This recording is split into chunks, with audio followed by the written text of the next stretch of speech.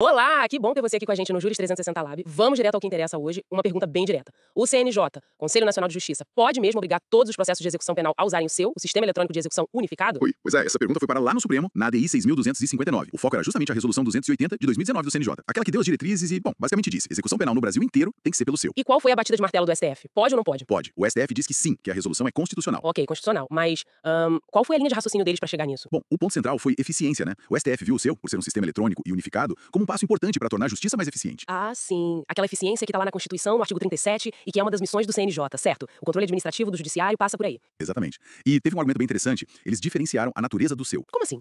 O Supremo entendeu que o seu é um sistema de tramitação de processos. Ele organiza o fluxo do processo de execução penal. Entendi. Quer dizer, não seria uma interferência na administração dos presídios, que é coisa dos estados. Isso. Não invade essa competência administrativa estadual. Pelo contrário, foi visto mais como uma ferramenta, até como uma política pública necessária para lidar com o que o próprio STF já chamou de estado de coisas inconstitucional do nosso sistema prisional. Ah, lembro disso da ADPF 347, aquela situação grave de violação de direitos generalizada nos presídios. Exato. Então o seio entra como uma medida para tentar organizar e, quem sabe, melhorar um pouco esse cenário, facilitando o controle e a garantia de direitos. E na prática, que benefícios o STF viu nessa obrigatoriedade do seio, além dessa questão da eficiência? Olha, destacaram várias coisas. Primeiro, a integração.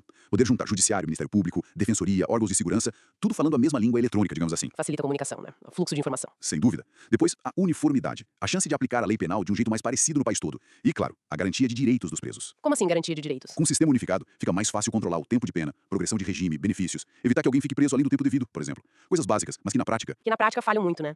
Entendi. E também mencionaram o cumprimento de decisões de tribunais superiores. Também, com dados mais confiáveis e acessíveis pelo CNJ, fica mais fácil para os tribunais superiores acompanharem e garantirem que suas decisões sejam cumpridas lá na ponta. Faz sentido. Parece um pacote bem interessante de justificativas. Mas imagino que teve resistência. Quem entrou com a DIA argumentou o quê? Autonomia dos tribunais. Pacto federativo. Sim, esses foram os pontos. Alegaram que o CNJ estava invadindo a competência legislativa dos estados sobre procedimentos, violando o Pacto Federativo. Aquela divisão de poderes e tarefas entre União e Estados. Isso. Falaram também da separação de poderes, da autonomia administrativa dos tribunais estaduais, que teriam que adotar um sistema imposto de cima para baixo. E que o CNJ estaria indo além do que a Constituição permite para ele, lá no artigo 103b. Exatamente. Que estaria legislando e não apenas exercendo o controle administrativo e normativo dentro dos seus limites. E o STF, como respondeu a esses argumentos? Rejeitou todos eles. Reforçou que o CNJ agiu sim dentro da sua competência de controle, planejamento e busca por eficiência do judiciário. E a autonomia dos tribunais? O Supremo entendeu que a uniformização pelo CU não fere a autonomia, mas na verdade aprimora, dando uma ferramenta melhor. E considerou a medida proporcional e necessária dada a crise carcerária. Uma política judiciária válida. Então, resumindo a ópera, a maioria do plenário julgou a ADI improcedente. Ou seja, o CNJ estava certo, a resolução 280 está valendo e o CU é obrigatório para execução penal no Brasil todo. Exatamente esse é o resultado.